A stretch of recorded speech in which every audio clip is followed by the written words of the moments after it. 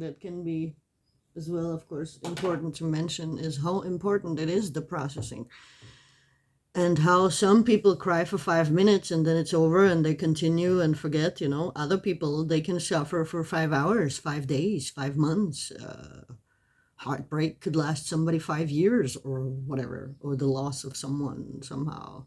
In this, we are also very different, and it also depends on the other components of that person's life and challenges and stress. It really, really depends. It's different from person to person. So this is something that we just have to be aware of, and something that is always good, unless, of course, things are urgent, then it's forbidden. But if things are not urgent,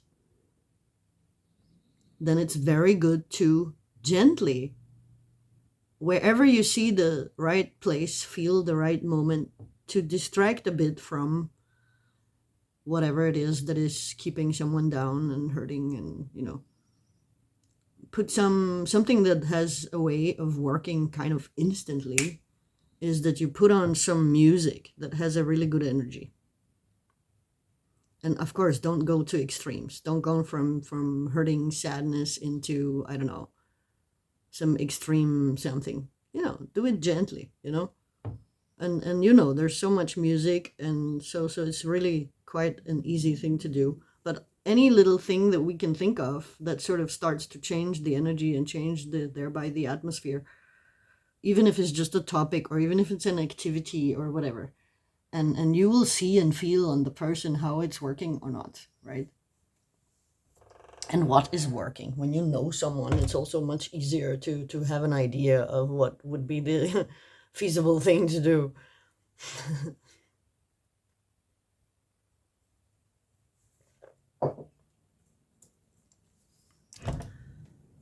But yeah, all these spirituality things, I would say it's best to always refrain from those, because they are dishonest, they are infiltrated, inverted. Most people live with suppressing how they really feel about most everything. And so that is an ongoing stress that is sitting there, that is part of what is gathering up in this sack that's sort of sitting on your shoulders, let's say. And that's an ongoing stress. It's an ongoing depletion,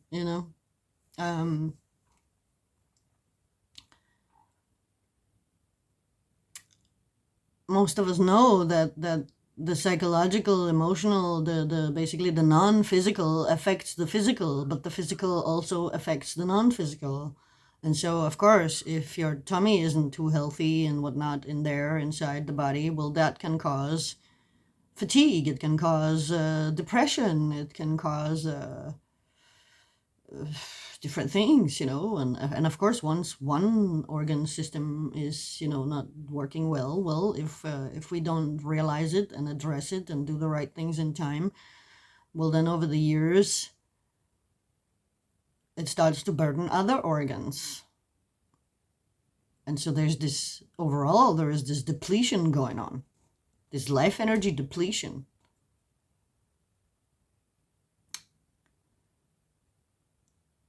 And so just being there, just being there, listening, accepting the way people feel, expressing how, oh yeah, that reminds me of, for example, right, something. It confirms that you are feeling with them. And then, of course, when you say this we, right, that whatever it is, we can do like this, or we can do like that, or we will figure it out, or, and keeping the person from feeling completely lost and alone, will only say that when you really know that you can be there. No matter how long this is going to last, you will be there. What I always do, what I don't see anybody else really doing, my house was always open. Wherever I can squeeze you in to fit you in, I will do it. Whatever, you have a bunch of stuff, or I don't know what, or this and that, we'll figure it out. We'll brainstorm. Challenge, challenge to grow as human beings, become even more effective, And these are really the things that matter. And if we have each other like that, we are so strong. Oh, we are so strong and powerful like that. And what is also very ironic is that, human beings, nobody really truly knows who they really are and what they are and how powerful you are. The only moments where you really get to see some of that is when you make your best efforts selflessly, not egoistically, not to be the good one, not to, show off, or not to be the favorite one, or no, really, really unconditionally, unselfishly, when you are making your very best efforts for someone else. This is where you get to discover bits and pieces of just how powerful you are. Those are the only real hints to who you really are.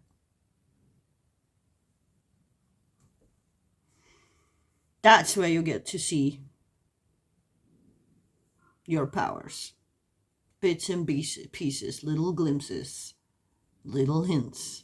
For some people it's a lot and it's huge, and for other people it's just little bits and pieces. It depends how good you are at giving all you got and, brainstorming or whatever it may be to solve the problems, or however much time you're able to spend listening and understanding and empathizing. And, we all have our own variations of this. And as well, at different times, we are better at things than we are at other times.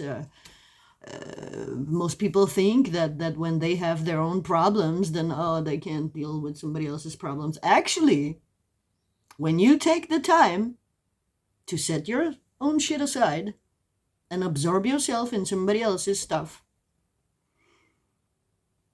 it grows something in you. And it does something. It does several little things.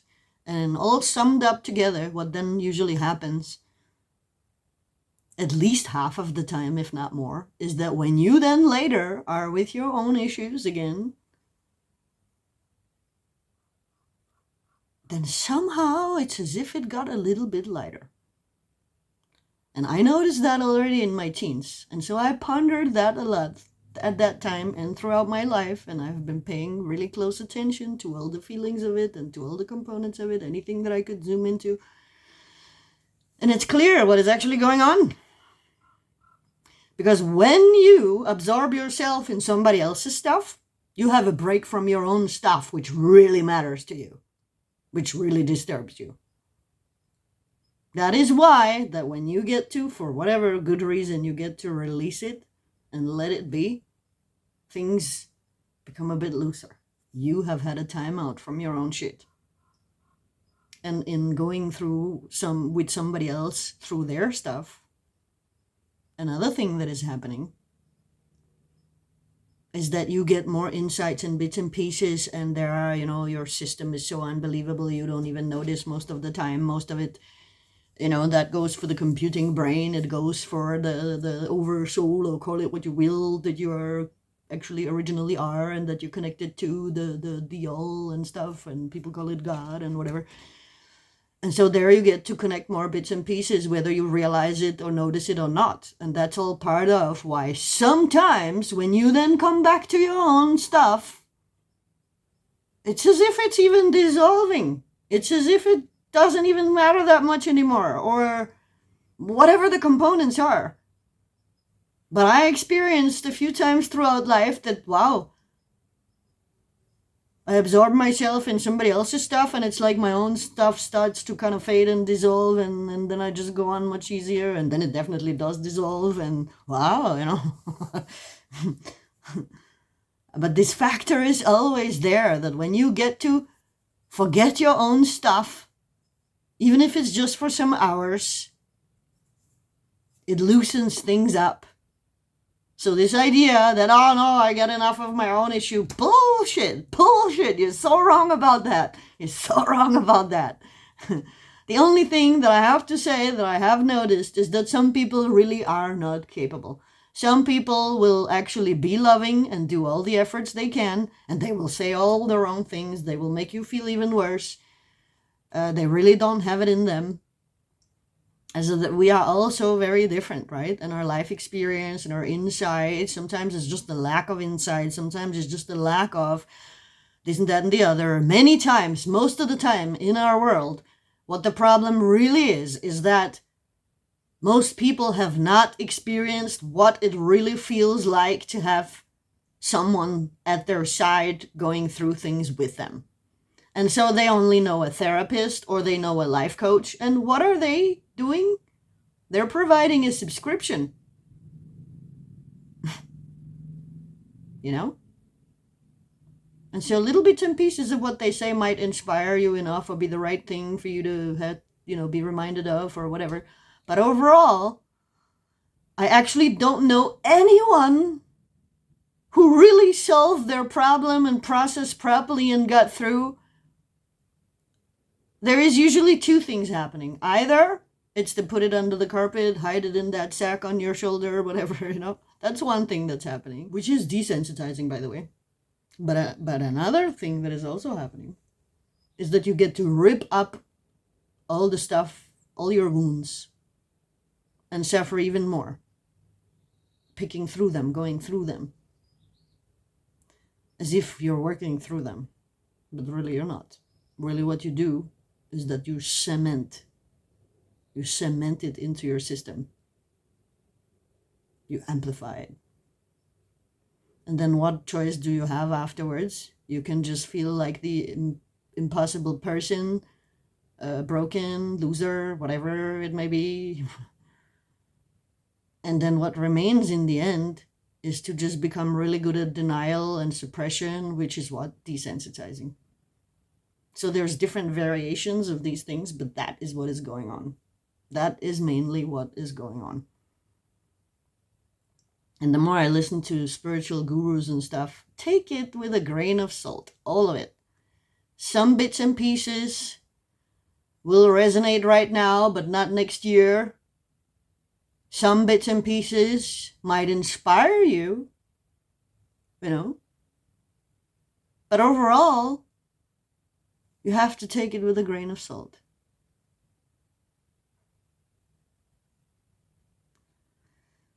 The only thing that really works is not some stranger that sits and tells you things how they should be or how you should think or whatever, or things that sound so damn smart that you just fall for it, It sounds so logical. It sounds so, yeah, right, But then, did it change anything? Does it actually do anything really in practical life? How you, or is it maybe just something that is like, wow, right now, and so it elevates you, and but actually it doesn't change anything. It doesn't change the facts. And to say that this whole life is an illusion and everything is an illusion, again, you better take that with a grain of salt. Because if you really try to adapt that to your system, you're going to end up desensitizing.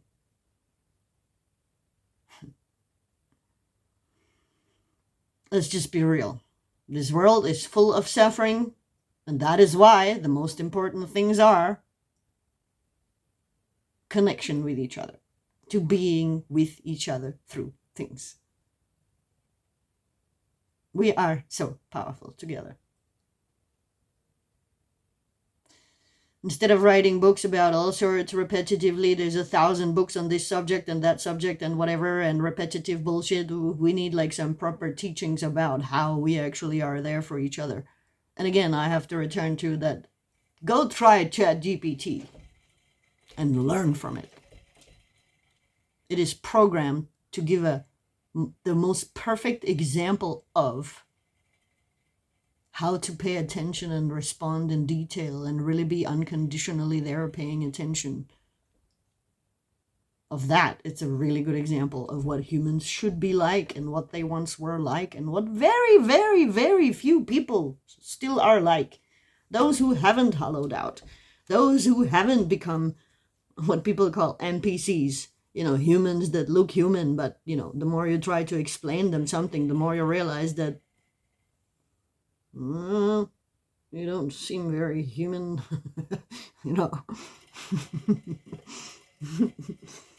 Yeah, whatever that means, who knows. But this is the only way that we discover our true, unbelievable, miraculous powers. The energy that lies within all that type of connection, being there with each other, for each other, being a team in life and all that. Off and on, off and on. Sometimes your lives, apart and whatever. But otherwise, this of really being there with each other, for each other, unconditionally, fearlessly, this is where your miraculous powers lie. This is where you're gonna experience some of that. This is where you're gonna start realizing how powerful you are. And what comes along with that eventually also is that as you are having these experiences and realizing it, then you suddenly also, not everybody, but some people get to realize that, oh my God, I am equally as powerful, and actually even more when I'm doing the opposite thing. When I'm discarding somebody, when I criticize somebody, etc. and so on. And funny enough, to get someone to be more like the way you want them to be is never gonna happen through criticism. But if you can find in you to be wise enough, to be intelligent enough, to focus on the things that you actually really do like about them, the things that they do and their tendencies or whatever it may be that you actually do like, that you actually do appreciate, voice those. Voice those. And try to stick for as long as you can to focus only on those and only voice those wherever you see it possible and fitting in, and refrain from criticizing, refrain from complaining. And you will see that over time, a person will listen more to you. They will start paying attention to how the energy of you with this or that, you start connecting more and more. And they will start doing more of what you like, because everybody wants to feel appreciated. Because, hello, everybody wants to feel special. So that's the right way to go about it. And when we get caught up in arguments, then remember, the person is behaving like this or that, speaking like this or that, because they're freaking suffering. Something is so wrong in their universe about whatever the hell it is. And the way that they feel makes them perceive something to be often in a way that it even isn't. You might say something and they take it totally the wrong way. Keep all this in mind. Keep all this in mind. Imagine if we all keep that in mind, how it's going to start going into a better place, everything. This is all part of our magic. And if we were taught these things when we were growing up, imagine how powerful we'd be by now. Imagine how tight we'd be. Imagine how tight our relationships would be. Imagine how fearlessly we'd be there with each other, for each other. That's what we're supposed to be doing while we're here. Never let your ego out of sight. Be the love that leads it. And other than that, really be there for each other. Be an example of that, what you want to see in the world.